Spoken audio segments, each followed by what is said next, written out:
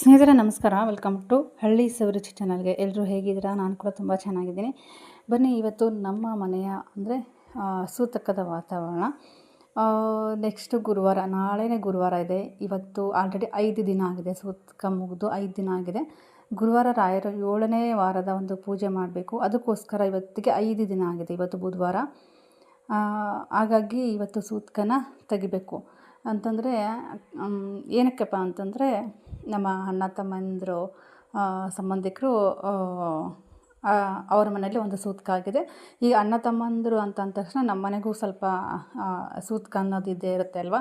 ಅದಕ್ಕೋಸ್ಕರ ನಾವೇನು ಮಾಡಿದ್ವಿ, ಯಾವಾಗ್ಲೂ ಅಷ್ಟೇ ನಮ್ಮ ಹಳ್ಳಿ ಕಡೆ ನಮ್ಮ ಸಂಪ್ರದಾಯ ಅನ್ನೋದು ಇದ್ದೇ ಇರುತ್ತೆ. ಇದು ಯಾವಾಗ್ಲೂ ನಮ್ಮ ಮನೆಯಲ್ಲಿ ಆದರೆ ಅವರು ಕೂಡ ಮಾಡ್ತಾರೆ, ಅವರ ಮನೆಯಲ್ಲಿ ಆದರೂ ಕೂಡ ನಾವು ಕೂಡ ಮಾಡ್ತೀವಿ. ಯಾಕಂತಂದರೆ ಅಣ್ಣ ತಮ್ಮಂದಿರು ಅಂತಂದರೆ ಸ್ವಲ್ಪ 3 ತಲೆಮಾರಿಯ ಒಂದು ಅಣ್ಣ ತಮ್ಮಂದಿರು, ಹಾಗಾಗಿ ಸ್ವಲ್ಪ ದೂರನೇ ಅಂದ್ಕೋಬೇಕು. ಅವತ್ತು ಅಣ್ಣ ತಮ್ಮ ಅಂದ ತಕ್ಷಣ ಸ್ವಂತದವರಲ್ಲ. ಹಾಗಾಗಿ ಈಗ ನಾವು ಪದ್ಧತಿನ ಮಾಡ್ಕೊಂಡು ಬಂದಿದ್ದೀವಿ ಅಂತಂದರೆ ಹಿರಿಯರು ಮಾಡಿದ್ದನ್ನು ಯಾವತ್ತೂ ಬಿಡಬಾರ್ದು. ಇಲ್ಲಿ ನಾನು ಏನು ಮಾಡ್ತಿದ್ದೀನಪ್ಪ ಅಂದ್ರೆ, ಮನೆಯೆಲ್ಲ ಸ್ವಚ್ಛ ಮಾಡ್ತೀನಿ ಫಸ್ಟು. ನಾಳೆ ಗುರುವಾರ ಆದರೂ ಬೇರೆ, ಇವತ್ತಿಗೆ ಆಲ್ರೆಡಿ 5 ದಿನ ಆಗಿದೆ. ಅದಕ್ಕೋಸ್ಕರ ಇವತ್ತೆಲ್ಲ ಕ್ಲೀನ್ ಮಾಡ್ಕೊತೀನಿ. ಕ್ಲೀನ್ ಮಾಡ್ಕೊಂಡದಾದ ನಂತರ 4 ದಿನ ಆಯಿತು ಪೂಜೆನೂ ಮಾಡಿರಲಿಲ್ಲ. ಹಾಗಾಗಿ ಈ ಸೂತಕ ವಾತಾವರಣ ಇದ್ದಾಗ ಪೂಜೆ, ದೇವ್ರಿಗೆ ಯಾವುದೇ ರೀತಿ ಪೂಜೆ ಮಾಡಲ್ಲ, ಊದಿನ ಕಡ್ಡಿ ಕೂಡ ಹಚ್ಚೋದಿಲ್ಲ. ಹಾಗಾಗಿ ಹಂಗೆ ಇತ್ತು, ಏನೋ ಕ್ಲೀನಾಗಿ ಮಾಡಿರಲಿಲ್ಲ. 4 ದಿನ, 1 ದಿನ ಪೂಜೆ ಮಾಡೋದು ಬಿಟ್ಟರೆ ಒಂದು ದೇವ್ರ ಕೋಣೆ ನೋಡೋಂಗಿರಲಿಲ್ಲ, ಹಂಗೆ ಆಗುತ್ತೆ. ಬಟ್ 4 ದಿನ ಅಂತಂದರೆ ಈ ರೀತಿ ಆಗುತ್ತೆ, ನೋಡ್ತಾ ಇರ್ಬೋದು.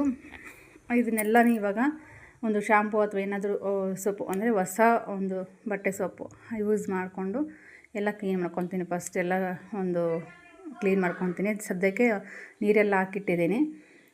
ಇಲ್ಲಿ ಲಕ್ಷ್ಮಿ ಪ್ರತಿಯೊಂದು ದೇವ್ರ ಕೋಣೆಯಲ್ಲಿ ಏನೇನು ನಾವು ಪೂಜೆ ಮಾಡ್ಕೊತೀವಿ ಪ್ರತಿದಿನ ಅದನ್ನೆಲ್ಲನ ಫಸ್ಟೆಲ್ಲ ತೆಗೆದು ಅದಾದ ನಂತರ ಎಲ್ಲ ಕ್ಲೀನ್ ಮಾಡಿಕೊಂಡು ಪೂಜೆನ ಎಲ್ಲ ರೆಡಿ ಮಾಡ್ಕೊತೀನಿ. ಫಸ್ಟು ನಾವು ಮನೆಯೆಲ್ಲ ಪ್ರತಿಯೊಂದು ಮೂಲೆಯಲ್ಲೂ ಕ್ಲೀನ್ ಮಾಡ್ಕೊತೀವಿ. ಧೂಳ ಮತ್ತು ಕಸ ಅಂದ್ಕೊಂಡು ಮತ್ತು ನೆಲ ಒರೆಸ್ಕೊಂಡು ಆ ರೀತಿ ಎಲ್ಲನೂ ಮಾಡ್ಕೊತೀನಿ.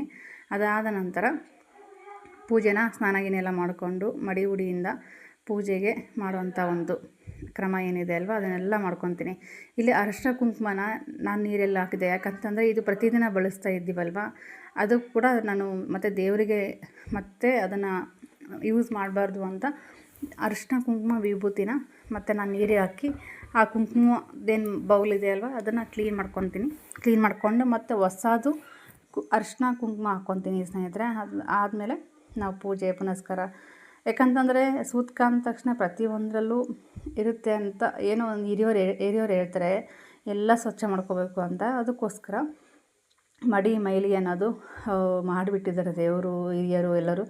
ಅದರಂಗೆ ನಾವು ಕೂಡ ಪಾಲಿಸ್ಕೊಂಡು ಹೋಗಬೇಕು. ಹಾಗಾಗಿ ಅರಿಶಿನ ಕುಂಕುಮನ ಎಲ್ಲ ತೆಗೆದು ಕ್ಲೀನ್ ತೊಳೆದು ಇಲ್ಲಿ ನಾನು ಮತ್ತು ಹೊಸದು ಹಾಕ್ಕೊಂಡಿದ್ದೀನಿ ಅರಿಶಿನ ಕುಂಕುಮ ವಿಭೂತಿನ. ಅರಿಶಿನ ಕುಂಕುಮ ವಿಭೂತಿ ಹೊಸದು ಹಾಕ್ಕೊಂಡು ಇವಾಗ ದೇವರಿಗೆ ಇದನ್ನು ಇವಾಗ ಹಚ್ಚುತ್ತಾ ಇದ್ದೀನಿ.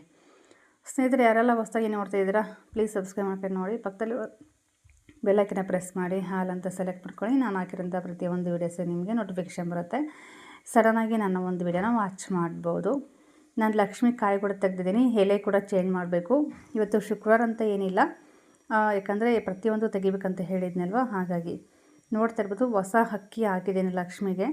ಇಲ್ಲಿ ಹೋಮ್ ಅಂತ ಬರ್ಕೊಂಡಿದ್ದೀನಿ. ಪ್ರತಿ ಸಲವೂ ಅಷ್ಟೇ ಈ ಒಂದು ಹೋಮ್ ಅಂತ ಬೀಜಾಕ್ಷರಿ ಮಂತ್ರನ ಬರ್ಕೊಂಡು ಲಕ್ಷ್ಮಿಗೆ ಒಂದು ಕಾಯಿ ಮತ್ತು ಕಳಸನ ಇಡೋದು. ನೋಡ್ತಾ ಇರೋದು ಫೈನಲಾಗಿ ಈ ರೀತಿ ಪೂಜೆನ ಮಾಡ್ಕೊಂಡಿದ್ದೀನಿ. ಇಷ್ಟನ್ನು ಪ್ರತಿಯೊಂದು ಮಾಡ್ಕೋಬೇಕು. ಅದಕ್ಕೂ ಮುಂಚೆ ನೀವು ಪೂಜೆ ಸ್ಟಾರ್ಟ್ ಮಾಡೋಕ್ಕಿಂತ ಮುಂಚೆ ಆಕಳದ ಒಂದು ಗೋಮಂತ್ರ ಏನಿರುತ್ತೆ ಅಲ್ವ, ಅದನ್ನು ಮನೆ ತುಂಬ ಪ್ರದಕ್ಷಿಣೆ ಮಾಡ್ಕೋಬೇಕಾಗತ್ತೆ.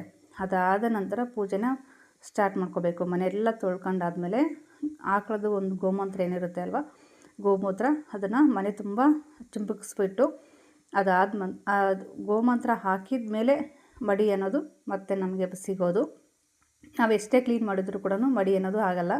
ಆಕಳದ ಒಂದು ಗೋಮೂತ್ರನ ಮನೆ ತುಂಬ ಚಿಂಪಕ್ಸ್ಬಿಟ್ಟು ಆ ಒಂದು ಪೂಜೆನ ಸ್ಟಾರ್ಟ್ ಮಾಡಿ. ನೀವು ಕೂಡ ಅಷ್ಟೇ ನೋಡ್ತಾ ಇರ್ಬೋದು. ಲಾಸ್ಟಲ್ಲಿ ಈ ರೀತಿ ಪೂಜೆ ಎಲ್ಲ ಮಾಡಿಕೊಂಡು ಕಂಪ್ಲೀಟ್ ಆಯಿತು. ನಾಳೆ ಗುರುವಾರ 7ನೇ ಒಂದು ವಾರ, 7 ವಾರದ ಕೊನೆಯ ವಾರ. ರಾಘವೇಂದ್ರ ಸ್ವಾಮಿಗಳ ಒಂದು ವ್ರತಾಚರಣೆ ಕಂಪ್ಲೀಟ್ ಆಗುತ್ತೆ ಸ್ನೇಹಿತರೆ. ನೋಡಿ, ನಾಳೆ ಕೂಡ ವಿಡಿಯೋ ಬರುತ್ತೆ ಯಾವ ರೀತಿ ಪೂಜೆ ಪುನಸ್ಕಾರ ಆಗಿದೆ ಅಂತಂದ್ಬಿಟ್ಟು. ರಾಘವೇಂದ್ರ ಸ್ವಾಮಿಗೆ ನೈವೇದ್ಯಕ್ಕೆ ಏನು ನಾನು ಏನು ಅಂದ್ಕೊಂಡಿಲ್ಲ. ಅದೇನೇನು ದಾರಿ ತೋರಿಸ್ತಾರ ರಾಯರು ಅದನ್ನು ನಾನು ಮಾಡ್ತೀನಿ. ಓಕೆ ಸ್ನೇಹಿತರೆ, ಇವತ್ತಿನ ಒಂದು ವಿಡಿಯೋ ಇದಾಗಿರುತ್ತೆ. ಎಲ್ಲರಿಗೂ ಧನ್ಯವಾದಗಳು. Thank you for watching.